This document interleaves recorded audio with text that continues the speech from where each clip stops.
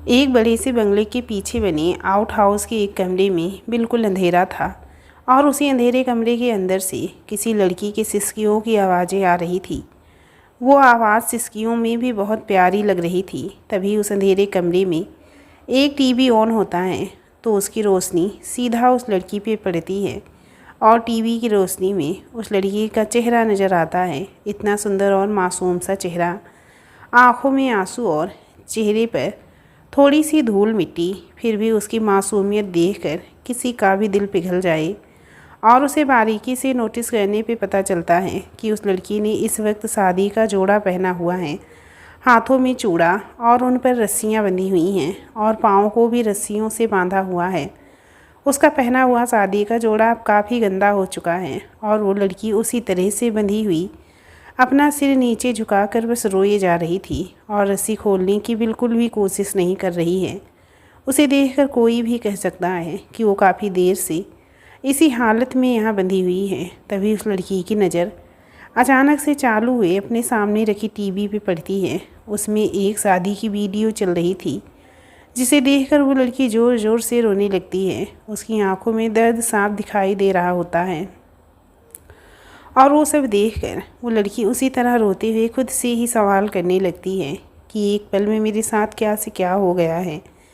क्यों भगवान जी ने मेरे साथ इतना बुरा किया? मैंने आज तक कभी किसी का बुरा नहीं किया, फिर मेरे साथ ऐसा क्यों हुआ? क्या सच में मैं इतनी बुरी हूँ कि किसी के प्यार के लायक नहीं? लेकिन वहाँ पर कोई भी नहीं था जो उसके सवालों के जवाब दे सके। वो लड़की अपना मुंह फेर लेती है ताकि उसे टीवी ना दिखे, लेकिन फिर भी पंडित जी के मंत्रों की आवाज़ें, शादी की सारी हलचल की आवाज़ें उसे सुनाई दे रही थी और वो अपने कान बंद करने की कोशिश करती है, लेकिन उसके हाथ रस्सी से बंधे हुए होते हैं तो कानों तक नहीं पहुंच रहे होते हैं और वो अपनी बेबसी पर और ज़ोर ज़ोर से रोने लगती है। लेकिन दूर तक उसकी आवाज़ें सुनने वाला कोई नहीं था वहाँ पर जो उसकी मदद कर सके।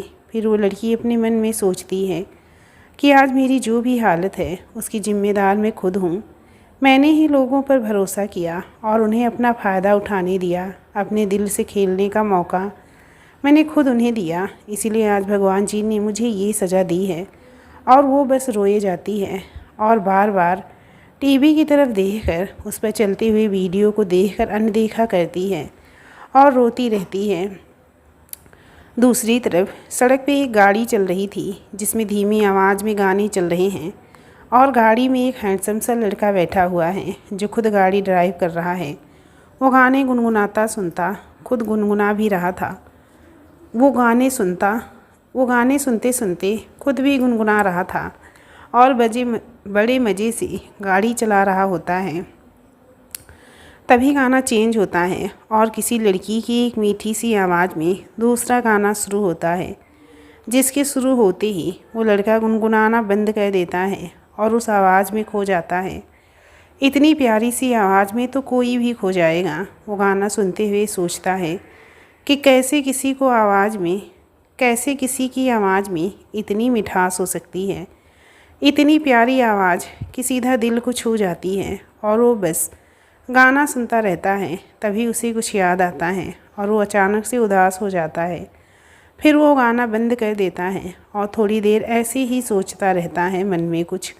तभी उसका ध्यान जाता है कि उसकी साइड वाली सीट पर पड़ा उसका फ़ोन कब से वाइब्रेट हो रहा है और स्क्रीन पर उसके पापा का कॉल शो हो रहा है। तो वो बिना देर किए गाड़ी साइड में रोकता है और जल्दी से फ़ोन रिसीव करता है। हाँ पापा बोलिए, उसने कॉल रिसीव करते हुए कहा। क्या साहिल, तुम कब से कहाँ थे?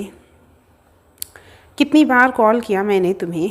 उसके पापा बोलते ही साहिल सोचने लगता है कि वो तो उस गाने की आवाज़ में ही खो गया था। साहिल, तुम सुन रहे हो कि मैं क्या कह रहा हूँ? सॉरी पापा, वो मैं गाड़ी ड्राइव कर रहा था इसीलिए फ़ोन पर ध्यान ही नहीं दिया।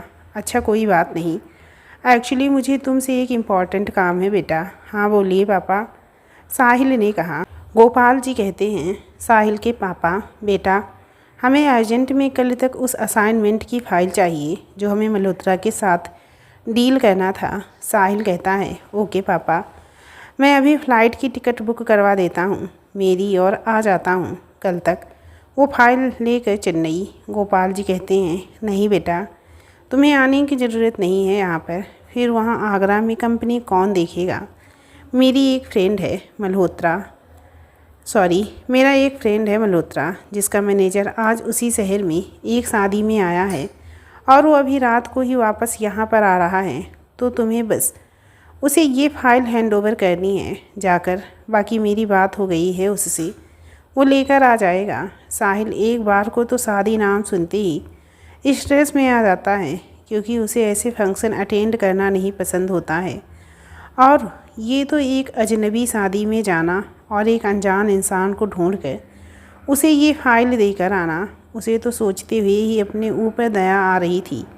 साहिल कहता है, ठीक है पापा, अगर आप कहते हैं तो मैं देकर आता हूँ और फिर आपको कॉल कर दूँगा। साहिल हमारा लीड हीरो है, ये तो आप सभी को पता चल ही गया होगा। साहिल की फैमिली का खुद का प्रोडक्शन हाउस है और उसकी अलग अलग ब्रांचेस काफ़ी सारे शहरों में बनी हुई हैं, जिसमें से साहिल ने आगरा की कंपनी संभाल रखी थी। गोपाल मेहता अक्सर मुंबई में ही रहते थे और वहीं की कंपनी भी देखते हैं, और साहिल को पूरी जिम्मेदारियां दे रखी हैं अपने मेहता प्रोडक्शन हाउस की। इस प्रोडक्शन हाउस के ज़रिए वो म्यूजिक इंडस्ट्री में एल्बम प्रोड्यूस करते हैं और काफ़ी सारे नए सिंगर्स को मौका देते हैं कि वो अपना टैलेंट सभी को दिखा सके। साहिल अपनी सिस्टर के साथ यहीं आगरा में रहता है और गोपाल जी अपनी पत्नी वेदना मेहता के साथ मुंबई में रहते हैं। साहिल अब बिना देर किए उस एड्रेस पे पहुंचता है जहां का पता उसके पापा ने उसे मैसेज किया था। वहां पहुंचते ही साहिल को पता चलता है कि ये तो वही शादी है जिसके बारे में मीडिया में इतनी हलचल है। क्रेज़ बनाने के लिए इन्होंने दुल्हन का नाम तक रिवील नहीं किया था और आज ही उसे पता चला था कि ये दुल्हन कोई और नहीं बल्कि सिंगर किरण है, जिसकी आवाज़ उसे मदहोश कर देती है। पर उसे तो दूल्हे के बारे में जानकर गुस्सा आता है, जो कभी उसका बचपन में क्लासमेट हुआ करता था और उसे बिल्कुल भी पसंद नहीं था। इन्हीं ख्यालों में वो खोया हुआ था। तभी मल्होत्रा का मैनेजर आकर उसे बोलता है कि हेलो सर। साहिल कहता है, हेलो, ये लीजिए फाइल और आपका शुक्रिया कि आपने हमारी हेल्प की इसे पापा तक पहुंचाने में। मैनेजर कहता है, नहीं सर, मैं तो सिर्फ जा रहा हूँ ये फ़ाइल लेकर और ये मेरी ड्यूटी है। आपकी कंपनी ने वैसे भी हमें बहुत सपोर्ट किया है। साहिल कहता है, अच्छा ठीक है, अब मैं जाता हूँ। और ये कहकर वो चला जाता है। साहिल शुरू से ही सभी के साथ अच्छे से ही बात करता था, लेकिन अभी वो थोड़ा फ्रस्ट्रेस हो गया था, तो वो जाने से पहले एकांत में सिगरेट पीने चला जाता है, जहाँ पर मीडिया की या किसी की भी नज़र ना पड़े उस पर। वैसे भी मीडिया का पूरा ध्यान तो शादी पर ही था, तो उसे हवेली के पास में ही एक जगह मिल गई जहाँ बिल्कुल शांति थी। तो उसने अपनी जेब से सिगरेट निकाली और कुछ सोचते हुए स्मोक कर रहा था। इधर आउट हाउस में वो लड़की देखती है कि शादी अब कंप्लीट हो चुकी है और नया जोड़ा सभी का आशीर्वाद ले रहा था। ये देखकर उसकी आंखों में आंसू आए जा रहे थे। सभी लोग कितने खुश हैं, सिर्फ मेरी ही लाइफ में खुशियाँ नहीं लिखी हैं भगवान जी ने। तभी वो देखती है कि अचानक से टीवी बंद हो चुकी है। उसे पता था कि ये तो होना ही है, क्योंकि ये शादी दिखाने के लिए ही तो ये इंतज़ाम किया गया था उसके लिए। इतना तो वो अब समझ ही चुकी थी ऐसा इंतज़ाम देखकर। तभी आउट हाउस का दरवाज़ा खुलता है और एक लड़का अंदर आता है। उस लड़की को उसकी शक्ल सही से नहीं दिख रही होती है, क्योंकि कमरे में फिर से पूरा अंधेरा हो चुका होता है। फिर भी वो एक आस के साथ पूछती है कि कौन है।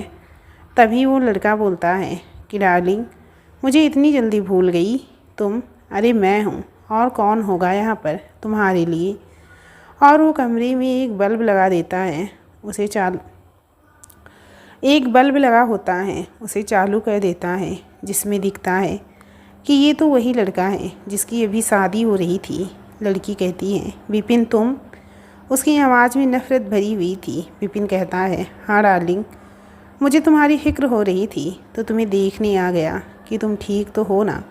और वो सिमरन की रस्सियाँ खोल देता है। लड़की कहती है, बंद करो अपनी ये बकवास, अब मैं तुम्हारी इन बातों में नहीं आने वाली हूँ, समझे? और मुझे ये डार्लिंग बुलाना बंद करो, खिनाती है तुमसे और तुम्हारी इन गंदे शब्दों से। विपिन कहता है, अच्छा ठीक है, तो अब नौटंकी बंद करते हैं सिमरन, अब ठीक है?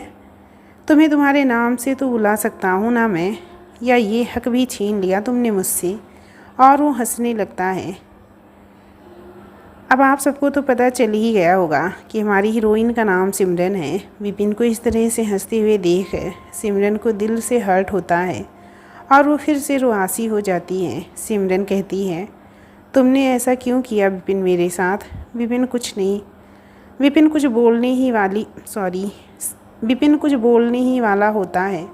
तब तक उस कमरे में एक लड़की आती है जिसने अपना चेहरा स्टॉल से ढका हुआ होता है और वो बोलती है, क्योंकि हम तुमसे नफ़रत करते हैं, समझी तुम? सिमरन कहती है, ये तुम बोल चुकी हो किरण पहले भी, अब बार बार मत बोलो। और अब ये चेहरा ढककर क्यों आई हो? अपने आप से नज़रें नहीं मिला पा रही हो क्या? किरण कहती है, ये मुझे तुम्हें बताने की ज़रूरत नहीं है, समझी? और वो विपिन को कुछ बोलकर वापस चली जाती है। विपिन कहता है, ओके डार्लिंग, गुड बाय, हमेशा के लिए। और ये बोलकर वो उसी कमरे में साइड में रखी हुई कैन उठाता है जिसमें पेट्रोल था और सब जगह छिड़कने लगता है। ये देखकर सिमरन और भी डर जाती है और विपिन के सामने हाथ जोड़कर बोलती है कि प्लीज़ विपिन, मेरे साथ ऐसा मत करो, तुमने ऑलरेडी इतना बुरा किया है मेरे साथ, मैं वो सब माफ़ करती हूँ, प्लीज़ मुझे जाने दो। और ये कहती कहती सिमरन रोने लगती है, पर विपिन को कोई फ़र्क नहीं पड़ता है और वो और ज़ोर ज़ोर से हंसने लगता है। विपिन कहता है, क्या करूं डार्लिंग, मैं तो तुम्हें हमेशा अपने पास रखना चाहता था, लेकिन अब मेरी शादी हो चुकी है और मैं अपनी वाइफ का कहना तो नहीं टाल सकता ना, वरना चीज़ तो तुम कमाल की हो। एक बात तो तुम्हें ज़रूर चखता डार्लिंग, उसने सिमरन के चेहरे को छूते हुए कहा। सिमरन इससे थोड़ा पीछे हट गई। अब उसे कोई रास्ता नज़र नहीं आ रहा होता है। तभी वो देखती है कि आउट हाउस का दरवाज़ा खुला है, तो वो चुपके से वहाँ से निकलने की कोशिश करती है। तभी पीछे से विपिन उसका हाथ पकड़ लेता है और उसे कमरे के अंदर ढकेल देता है। विपिन हंसते हुए कहता है, क्या डार्लिंग, अभी कोई खेलने का वक्त है क्या? मुझे लेट हो रहा है, अभी तो मीडिया के सामने भी जाना है और अपनी वाइफ को दिखाना है सबको। ये कहकर वो आंख मारता है और अपनी जेब से माचिस निकालकर आग लगा देता है और जल्दी से बाहर निकलकर दरवाज़ा बंद कर देता है। सिमरन अंदर मदद की चिल्ला रही होती है, लेकिन विपिन उसे अनसुना करके चला जाता है। इधर सिमरन आग देखकर बहुत घबरा जाती है और इधर से उधर दौड़ रही होती है जिससे उसे कोई रास्ता मिले निकलने का, लेकिन इसका कोई फ़ायदा नहीं था क्योंकि वहाँ ऐसा कुछ भी नहीं था जिससे सिमरन की मदद हो सके। और वो ज़मीन पर अपने घुटने टिका कर बैठ जाती है और रोने लगती है। सिमरन सोचती है कि उसकी यही सज़ा है, आज इस हालत की ज़िम्मेदार वो खुद है। उसने ही आंखें बंद करके भरोसा किया था, सब कुछ उसके सामने हो रहा था और वो बेवकूफ़ों की तरह अनदेखा करती रही, जिसके कारण ही आज उसे अपना खुद का जीवन व्यर्थ नज़र आ रहा था, जो अब कुछ ही पलों में ख़त्म होने वाला था। धीरे धीरे कमरे में आग बढ़ रही थी और सिमरन और भी पैनिक हो रही थी। अब उसे कोई आस नज़र नहीं आ रही थी। धीरे धीरे उसे धुएं की वजह से खांसी आने लगी और वो कमज़ोर होकर ज़मीन पर ही बैठ गई। जैसे जैसे आग बढ़ रही थी उसके लिए जगह कम होती जा रही थी और वो पीछे पीछे खिसक रही थी। अब उसने सोच लिया था कि अब वो भगवान जी के पास जाने वाली है और वो अपनी आंखें बंद कर देती है, जिससे वो बेहोश होने लगती है और फिर बिल्कुल बेहोश होकर ज़मीन पर गिर जाती है। इधर साहिल सिगरेट पीते हुए सोच रहा था कि इतनी अच्छी आवाज़ वाली लड़की कैसे उस इंसान से शादी कर सकती है। तभी उसे कहीं पे जलने की बदबू आती है, तो वो इधर उधर देखता है। उसे थोड़ी दूर एक आउट हाउस में आग लगी हुई दिखती है, तो वो क्यूरियोसिटी की वजह से उसके पास जाता है। फिर वो देखता है कि आउट हाउस काफ़ी पुराना ही लग रहा था, शायद ये हवेली वालों का ही होगा, पर इसमें ये आग कैसे लगी? तभी वो देखता है कि आग तो धीरे धीरे बढ़ती जा रही है। तभी वो दमकल कर्मियों को फ़ोन कर देता है और यहाँ का पता दे देता है। फिर सोचता है कि किसी का भी ध्यान इस आग की तरफ क्यों नहीं गया। फिर वो खुद ही खुद को समझा लेता है कि शायद सभी का ध्यान शादी पर ही है, और ये तो एकदम एकांत में भी है, तो किसकी नज़र जाएगी। तभी साहिल सोचता है कि अब उसे यहाँ से जाना चाहिए, वरना वो सबकी नज़रों में आ जाएगा और बिना बात के सवालों का जवाब भी देना पड़ेगा। और वो जाने ही वाला होता है कि तभी उसकी नज़र ज़मीन पे पड़ती है, जहाँ पर एक कान का झुमका गिरा होता है। वो उसे उठा के देखता है और फिर मन में सोचता है कि ये झुमका यहाँ पर कैसे आ सकता है, अभी यहाँ पर कौन आया होगा भला। फिर वो उसे फेंक कर जाने वाला होता है। तभी उसके माइंड में अचानक से कुछ क्लिक होता है और वो फिर से पीछे मुड़ कर देखता है। साहिल को अंदेशा हो गया था कि ये झुमका यहाँ पर होना और ये यहाँ आग लगना कोई इत्तेफाक नहीं है, पक्का कोई ना कोई तो है शायद अंदर, या फिर उसका डिटेक्टिव माइंड फिर से ज़्यादा ही चल रहा है। पर जो भी हो, वो एक बार अंदर जाकर देखना चाहता था कि पक्का कोई नहीं है ना अंदर। साहिल अंदर देखने के लिए खिड़की ढूंढने लगता है, पर वहाँ पर कोई भी खिड़की नहीं होती। तो वो दरवाजे पर नज़र डालता है और बिना सोचे उसे एक दो बार पाँव से मार के तोड़ देता है। जैसे ही वो दरवाज़ा खोलता है, उसका शक सही निकलता है। वहाँ पर सच में एक लड़की फंसी हुई होती है जो बेहोश हो चुकी है। साहिल जैसे ही ये देखता है कि वो आग की चपेट में आ सकती है कभी भी, तो वो जल्दी से अंदर जाता है और सिमरन को उठाकर बाहर लाता है। अच्छा हुआ जो आग इतनी ज़्यादा फैली नहीं थी, तो साहिल अंदर जा पाया और सिमरन को बाहर लेकर आ पाया। बाहर आते ही वो उसे ज़मीन पर लिटा देता है। फिर साहिल की नज़र उसके चेहरे पे पड़ती है, तो वो मन में ही सोचता है कि इतनी मासूम लड़की यहाँ पर फंसी कैसे हो सकती है। और वो उसे होश में लाने की कोशिश करता है, लेकिन सिमरन होश में आ ही नहीं रही थी। शायद उसके शरीर में थोड़ा धुआं चला गया था, इसीलिए वो धुएं की वजह से बेहोश हो गई थी। तो साहिल बिना देर किए उसे अपनी गाड़ी की पीछे वाली सीट पर लेटाता है और ख़ुद आगे गाड़ी ड्राइव करने के लिए बैठता है जल्दी से, ताकि उसे हॉस्पिटल लेकर जा सके।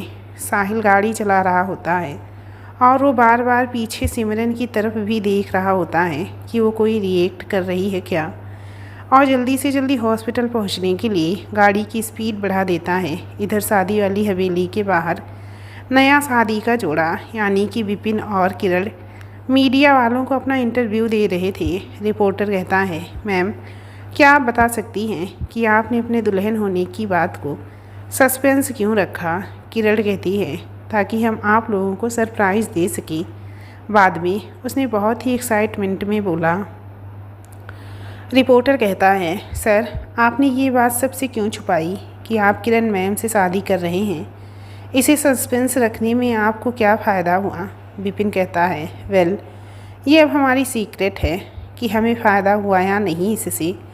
और वो किरण की तरफ देखकर आंख मारता है। रिपोर्टर कहता है, आपके रिलेशन को कितने साल हो गए हैं सर। विपिन कहता है, हमें तो शुरुआत से ही किरण पसंद थी, जब से इन्हें फर्स्ट टाइम देखा था तभी से, लेकिन हमें इन्हें इम्प्रेस करने में बड़ा वक्त लग गया भाई। ये कहकर वो किरण की तरफ देखकर मुस्कुराता है, तो किरण शर्मा जाती है। मीडिया वाले भी देख रहे थे कि किरण और विपिन की बॉन्डिंग कितनी अच्छी है। वो सभी और सवाल पूछने लगते हैं। तभी किसी की आवाज़ आती है कि उधर बाहर आग लग गई है, और तभी उधर से वो दमकल कर्मियों की गाड़ी की आवाज़ भी सुनते हैं। सभी भागकर वहाँ जाते हैं।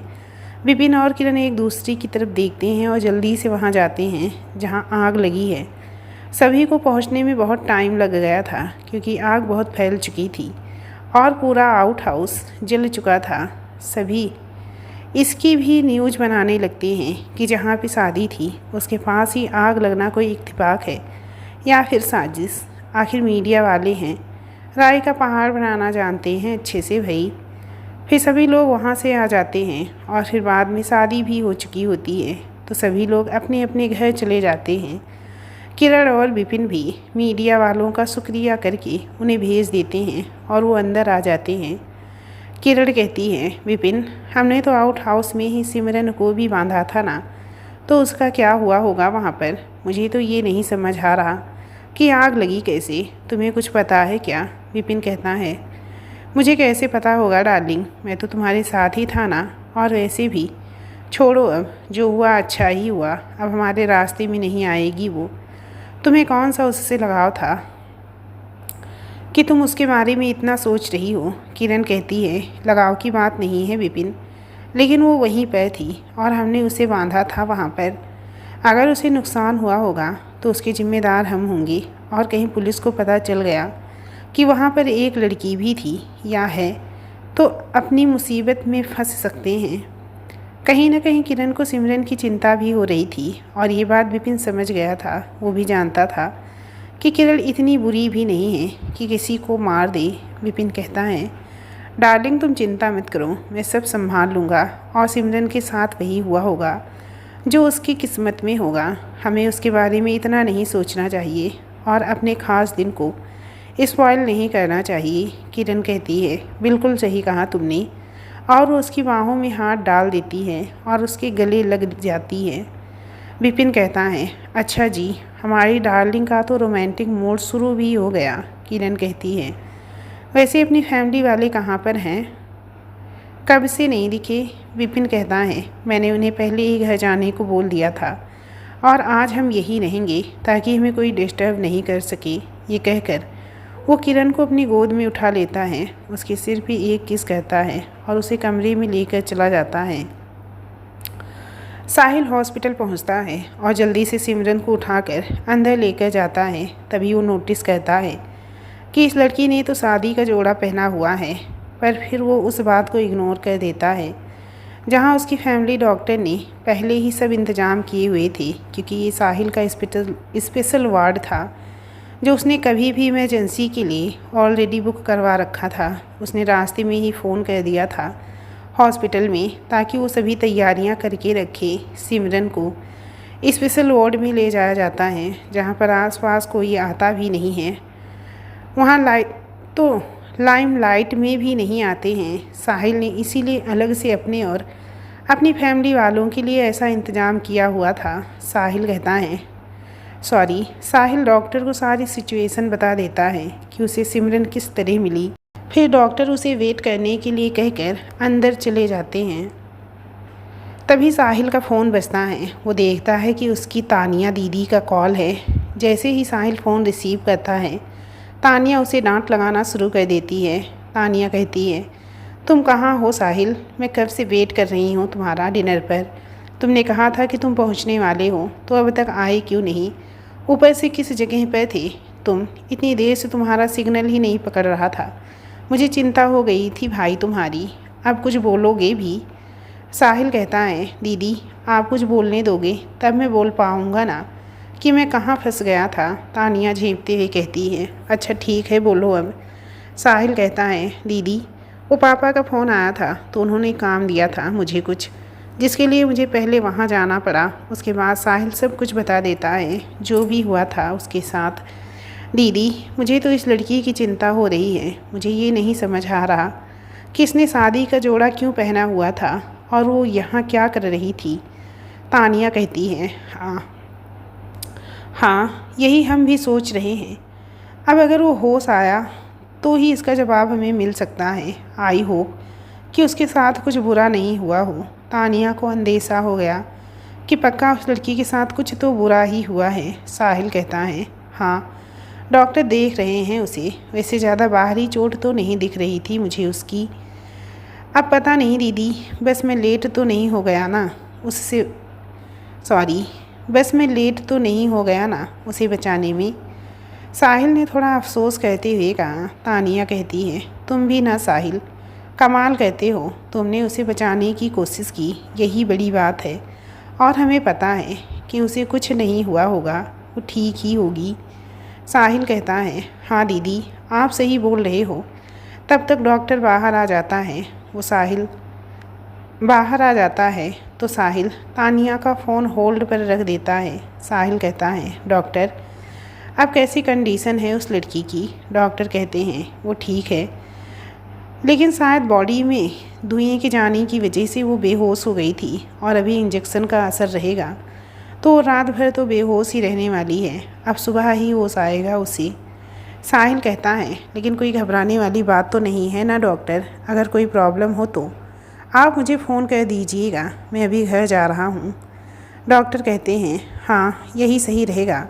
जैसे ही इस लड़की को होश आएगा हम आपको कॉल कर देंगे। फिर डॉक्टर चले जाते हैं और साहिल वापस कॉल अनहोल्ड करता है। हाँ दीदी, तानिया कहती हैं, क्या कहा डॉक्टर ने? साहिल कहता है, मैं घर आकर बताऊंगा वो सब, आप खाने की तैयारी करो, मैं बस आता हूँ। ठीक है। फिर साहिल कॉल रख देता है और जल्दी से बाहर जाने के लिए निकलता है। तभी उसकी नज़र रूम में बेड पर लेटी सिमरन पे जाती है। वो थोड़ी देर तक उसे देखता रहता है और फिर चला जाता है।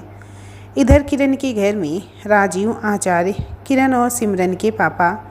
सच कहें तो हमें किरण की चिंता हो रही है, वो बस किसी मुसीबत में ना फंसे तो ही अच्छा है। सुहाना, आचार्य, किरण और सिमरन की मम्मी, मतलब कि सुहाना, आचार्य, किरण और सिमरन की मम्मी का नाम था। हमने आपसे कहा था कि किरण का साथ मत दीजिए, पर आपने मेरी एक नहीं सुनी। राजीव जी कहते हैं, बात वो नहीं है सुहाना जी, किरण की खुशी के आगे हम कुछ नहीं कर सकते हैं। विपिन प्यार करता है उससे, विपिन प्यार है उसका, और सिमरन तो हमारी बेटी की खुशी के पीछे ही पड़ गई है। सुहाना जी कहती हैं, आप बस कुछ भी करिए, लेकिन हमारी बेटी किरण की खुशियों पर आँच नहीं आनी चाहिए। उन्हें एक बार भी सिमरन की चिंता नहीं हुई कि वो कैसी है और किस हालत में है। हो भी क्यों, उन्होंने सिमरन को अपनी बेटी समझा ही कहाँ था कभी। राजीव जी कहते हैं, वैसे अच्छा ही हुआ जो वहाँ आग लग गई, बला टली हमारे ऊपर से। अब हमने तो कुछ किया नहीं, आग तो एक्सीडेंटली ही लगी थी। उन्होंने अपने आप को और सुहाना जी को समझाते हुए कहा। सुहाना जी कहती हैं, सही कहा आपने, हमारी बेटी को चैन से जीने ही नहीं देती थी वो लड़की। उन्होंने मुंह बनाते हुए कहा। राजीव जी कहते हैं, वैसे विपिन और किरण आज वहीं पे रुकने वाले हैं और कल तक यहाँ आ जाएंगे, फिर देखते हैं कि क्या करना है आगे। सुहाना जी कहती हैं, हाँ तब तक अपने भी रेस्ट कर लेते हैं, आज थक भी तो गई हूँ बहुत। फाइनली जैसा सोचा था वैसा ही हुआ सब। हमारी किरण कितनी खुश लग रही थी ना राजीव जी। राजीव जी कहते हैं, हाँ सही कहा, विपिन बहुत प्यार करता है उसे और वो तो जान देती है विपिन के ऊपर। सुहाना जी कहती हैं, पर हमें एक चिंता हो रही है राजीव जी, आपने उस बारे में कुछ सोचा है क्या? राजीव जी कहते हैं, हाँ हम भी वही सोच रहे थे वैसे, पर उसका भी कोई सल्यूशन तो करना पड़ेगा, पर अभी के लिए इतना नहीं सोचते हैं उस बारे में। सुहाना जी कहती हैं, अब तो चलें अपने सोने, या पूरी रात ऐसे ही निकालनी है? राजीव जी कहते हैं, हाँ बिल्कुल चलो, और वो दोनों सोने चले जाते हैं। इधर साहिल के घर में साहिल आता है तो तानिया उससे उस लड़की के बारे में पूछती है जो भी डॉक्टर ने कहा होता है। वो साहिल अपनी दीदी को बता देता है। तानिया कहती है, एक काम करेंगे साहिल, सुबह हम भी चलेंगे तुम्हारे साथ उस लड़की से मिलने, बेचारी किस हालत में होगी। साहिल कहता है, ठीक है दीदी, जैसा आप कहें। वैसे भी उसे सुबह तक होश आ जाएगा तो आप उससे सही से बात भी कर पाएंगी। आखिरकार कौन है वो और ऐसी हालत में वहाँ पर कैसे पहुँची। तानिया कहती है, हाँ हम भी यही सोच रहे हैं साहिल, अब छोड़ो और तुम जल्दी से फ्रेश होकर फिर खाना खा लो। जल्दी से फ्रेश होकर आओ, फिर खाना खाते हैं। सुबह साहिल उठता है तो उसे सबसे पहले सिमरन का ख्याल आता है, पता नहीं क्यों, लेकिन साहिल को उससे एक अटैचमेंट सा फील हो रहा था और वो सबसे पहले डॉक्टर को कॉल करता है और सिमरन के बारे में पूछता है। साहिल कहता है, वो लड़की कैसी है डॉक्टर, उसे होश आ गया क्या? डॉक्टर कहते हैं, अभी मैं हॉस्पिटल ही जा रहा हूँ तो उसके बाद ही तुम्हें बता पाऊँगा कि वो लड़की ठीक है या नहीं। वैसे क्या तुम उसे जानते हो साहिल? साहिल कहता है, नहीं डॉक्टर, मैं तो जानता तक नहीं उसे, लेकिन मुझे वो रास्ते में मिली और मुसीबत में थी तो मैंने सिर्फ मदद की उसकी, मुझे तो नाम तक नहीं पता था उसका। फैमिली डॉक्टर होने की वजह से साहिल और उनका रिलेशन कैजुअल ही था। वो एक दोस्त की तरह ही साहिल के लिए थे। साहिल कहता है, ठीक है, जब तुम पहुंच जाओ तो मुझे अपडेट देना उस लड़की का। मैं जब तक तैयार हो जाता हूँ फिर हॉस्पिटल ही आ रहा हूँ मैं। डॉक्टर कहते हैं, अच्छा ठीक है, तुम आ जाओ, मैं तो पहुँचने ही वाला हूँ। चलो अब मैं फ़ोन रखता हूँ। और ये कहकर डॉक्टर फ़ोन रख देते हैं। साहिल बेड पर ही बैठा रहता है और सिमरन के बारे में सोच रहा होता है। उसे बार बार सिमरन की मासूम शक्ल, उसकी हालत ही याद आ रही होती है। तभी कमरे के बाहर तानिया आती है और पूछती है कि साहिल, अब तक उठे क्या तुम? सॉरी, अब तक उठे नहीं क्या तुम? पर अंदर से कोई जवाब नहीं आता तो तानिया समझ जाती है कि साहिल अब तक नहीं उठा है और वो कमरे के अंदर जाती है। पर कमरे के अंदर जाती ही तानिया शॉक्ड हो जाती है। तानिया कहती है, ये क्या है साहिल? तुम उठ गए थे तो मेरी आवाज़ का जवाब क्यों नहीं दिया? साहिल कहता है, सॉरी। साहिल तानिया की आवाज़ से अपने ख्यालों से बाहर आता है और पूछता है कि साहिल कहता है, कुछ कहा आपने दीदी? और आप यहाँ कब आई मेरे कमरे में? तानिया कहती है, जब तुम उठने के बाद भी सपनों में खोए हुए थे तब मैं अंदर आई। अब उठो जल्दी साहिल, हमें फिर हॉस्पिटल भी जाना है। साहिल कहता है, हाँ, मैं भी वही सोच रहा था, इसीलिए उठ गया। आप नीचे चलो, मैं भी 10 मिनट में तैयार होकर आता हूँ। और वो अपने बेड से उठ जाता है और जल्दी से बाथरूम में चला जाता है। तानिया उसे देखकर हंसती है और फिर नीचे जाकर हॉस्पिटल जाने की तैयारी करती है और फिर साहिल का वेट करती है। साहिल के आते ही वो दोनों हॉस्पिटल के लिए निकल जाते हैं। इधर हॉस्पिटल में साहिल कहता है, डॉक्टर, क्या उस लड़की को होश आया? डॉक्टर कहते हैं, हाँ, लेकिन हमारे पूछने पे वो कुछ बता नहीं रही है अपने बारे में, पर हाँ, दुखी लग रही है बहुत। साहिल कहता है, हाँ, दुखी तो होगी ही वो, हमें भी लग रहा था कि कुछ ऐसी ही बात है और हम अजनबी को देखकर शायद घबरा जाए। साहिल ने कुछ सोचते हुए कहा। तानिया कहती है, मैं जाती हूँ उसके पास और उससे बात करती हूँ और कंफर्टेबल फील करवाने की कोशिश करती हूँ। एक लड़की की कंपनी मिलेगी तो वो थोड़ा सहज भी महसूस करेगी। साहिल कहता है, हाँ दीदी, मैं भी यही कहने वाला था आपको। आप जाइए और मैं बाहर ही रहता हूँ। जब आपको लगे कि अब वो कंफर्टेबल है तो थोड़ी, तो आप मुझे बुला लेना। फिर तानिया रूम के अंदर जाती है तो देखती है कि नर्स उस लड़की को फ्रूट्स खिलाने की कोशिश कर रही है, लेकिन वो मना कर रही है खाने से।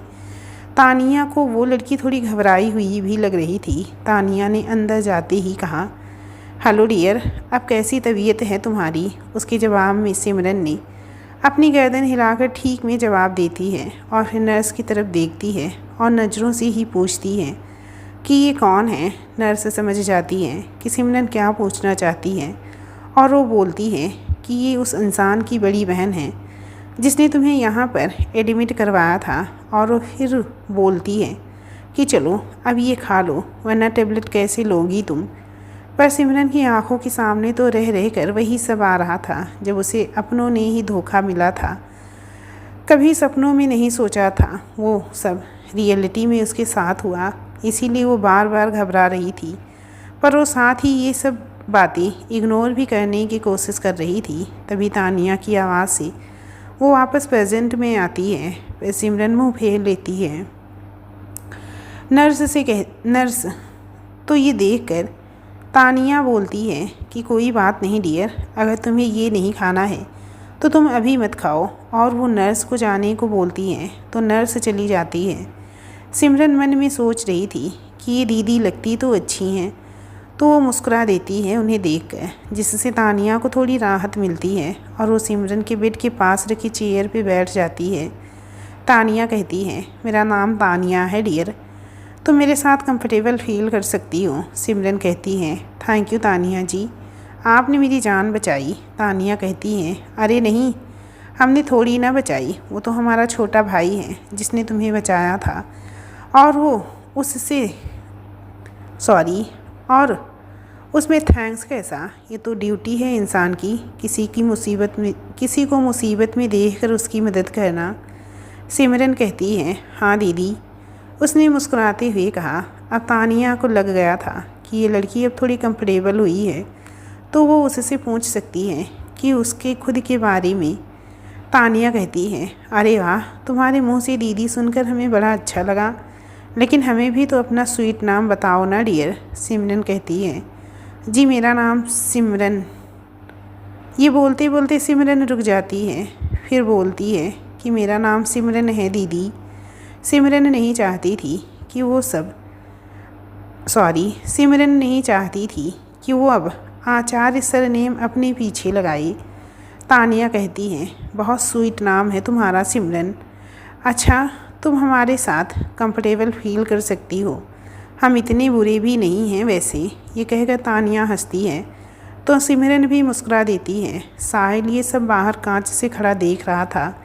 जैसे ही सिमरन हंसती है तो उसके चेहरे पर भी मुस्कुराहट आ जाती है। उसे हंसता हुआ देखकर तभी उसे ध्यान नहीं रहता और उसके हाथ से दरवाज़ा थोड़ा सा खुल जाता है तो सिमरन अचानक से चौंक जाती है। तानिया उसे कंट्रोल करते हुए कहती है कि ये साहिल है, मेरा भाई, जिसने तुम्हें बचाया था।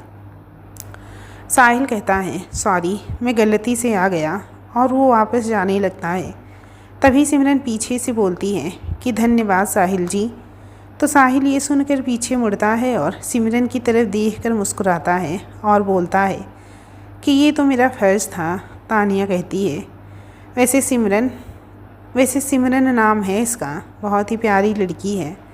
साहिल कहता है, बहुत अच्छा नाम है आपका, और वो जाने लगता है। तभी तानिया बोलती है कि साहिल, तुम कहाँ जा रहे हो? इधर आओ और हमारे पास बैठो, हमारे साथ अपने साथ ब्रेकफास्ट करते हैं। क्यों सिमरन, हमारे साथ ब्रेकफास्ट करोगी ना? मैंने खुद बनाया है तुम्हारे लिए दलिया, तुम्हारी हेल्थ के लिए अच्छा भी रहेगा। सिमरन एक बार को तो कुछ नहीं बोलती है, फिर हाँ में सिर हिलाती है। तानिया खुश हो जाती है और साहिल को बोलती है कि बाहर वो बैग रखा है, उसे लेकर आ जाओ। साहिल बाहर जाकर नाश्ते का बैग लेकर आता है और तानिया को दे देता है। तानिया सिमरन के लिए दलिया परोसती है और उसे देती है। सिमरन पहले तो मना करती है, फिर तानिया के कहने पर वो ले लेती है। आखिर भूख तो उसे भी लगी थी ही ना, तो वो ले लेती है और फिर तानिया की तरफ देखने लगती है। तानिया कहती है, क्या हुआ सिमरन, खाओ ना। सिमरन कहती है, आपकी प्लेट भी परोसो ना दीदी, हम साथ में खाने वाले थे ना। सिमरन ने मासूम सा चेहरा बनाते हुए पूछा। तानिया कहती है, हाँ बिल्कुल डियर, हम साथ में ही खाएंगे, मैं अभी मेरे और साहिल के लिए भी परोस देती हूँ। और ये कहकर तानिया उसकी भी प्लेट परोस देती है और फिर वो खाने लगते हैं। लेकिन उसके बीच में एक अजीब सी चुप्पी थी।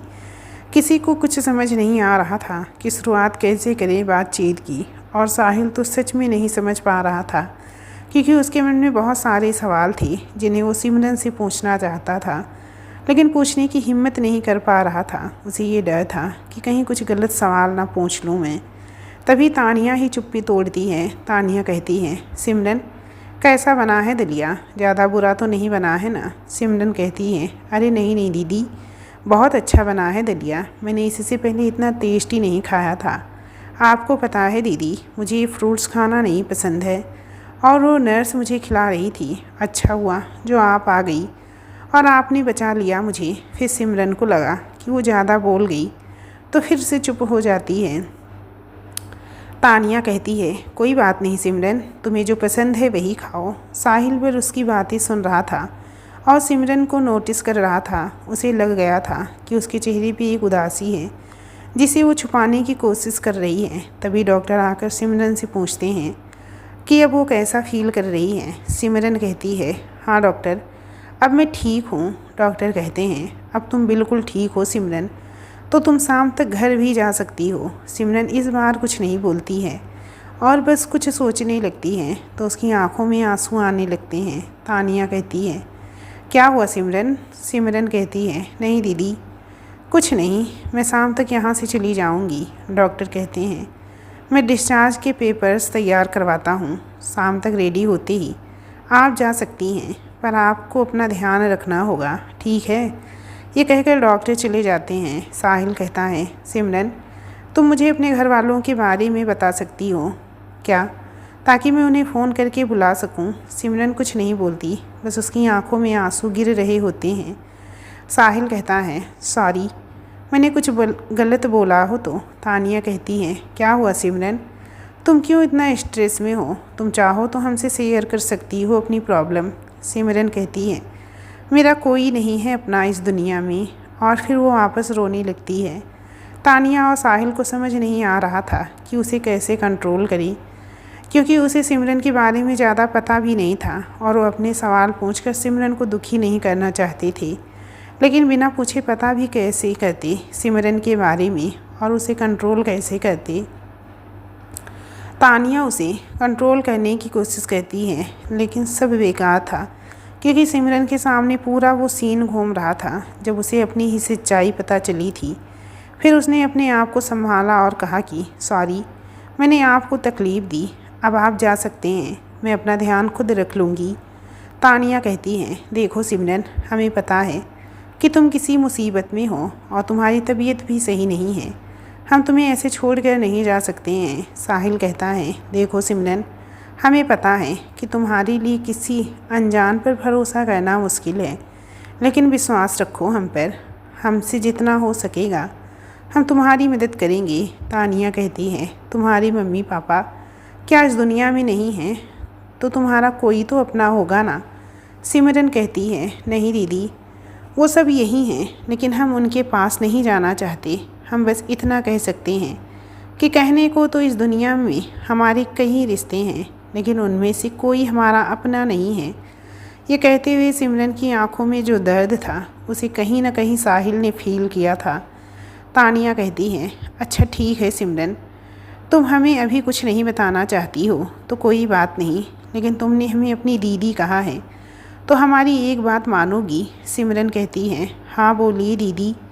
तानिया कहती है, अगर तुम्हें कोई एतराज़ नहीं हो तो तुम हमारे घर चलना पसंद करोगी?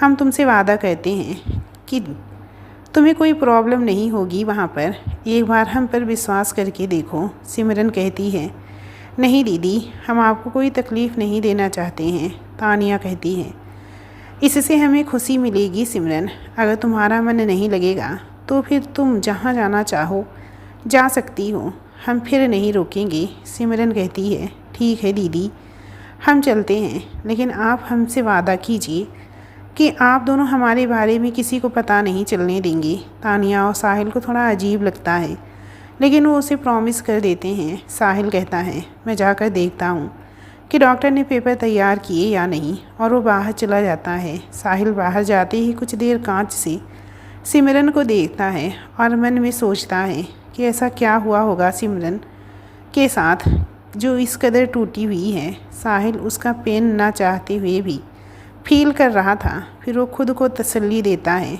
कि सिमरन धीरे धीरे कंफर्टेबल हो जाएगी तो वो खुद अपनी प्रॉब्लम शेयर कर देगी हमसे। अभी उसे इतना स्ट्रेस देना ठीक नहीं होगा और जैसा चल रहा है वैसा ही चलने देते हैं।